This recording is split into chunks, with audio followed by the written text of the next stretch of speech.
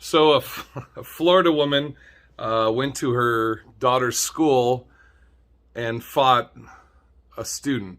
She went up there with a boxing glove, not gloves. First of all, this is Florida, shocking. It's already white trash to fucking go up and fight kids, but with one glove, I don't know if you can get more white trash. She told the police she couldn't take the glove off because it was super glued on her wrist. That's a special kind of dumb. Gloves are like, we're gonna fight with rules and everything, and beating the shit of someone out of school, you're not gonna use gloves. But this reminded me, little story time, the 2 times I had a family member appear at school. So the first time I had been skipping school, me and Matt Garlington would go home and play Tecmo Bowl or fucking any other video games. My dad came home one time when we were playing games and we were like, yikes, and my dad was like, what the fuck are you doing? So my dad the next day went to school with me, high school.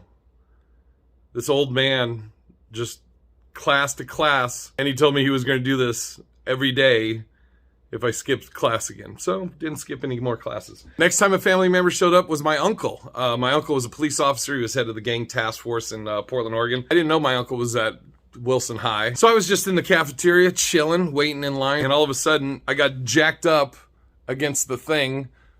Couldn't see. I kept looking back, couldn't see. All of a sudden, boom, I'm in handcuffs. I'm in handcuffs getting let out of the cafeteria. And then finally, when we're pretty far away from the cafeteria, nobody can see us, it's my uncle. And he undoes the handcuffs and he's like, all right, have fun. And just left. So I walk back in the cafeteria and everybody's like, yo, dude, what'd you do? What happened? And I was like, oh, it's my uncle. And everybody's like, okay, Jay, sure.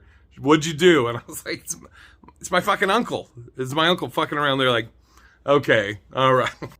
So then after that, after my uncle did that, then all these rumors. I had one buddy of mine that in high school, he sold, we'll just say pharmaceuticals. And when this went down, he was like, you know that guy? I was like, yeah, that's my uncle. And he's like, I don't like him. I was like, why is that? He was like, I don't like him.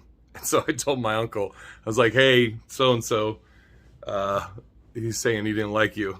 And then he goes, oh, tell him I'll try not to lose any sleep over that.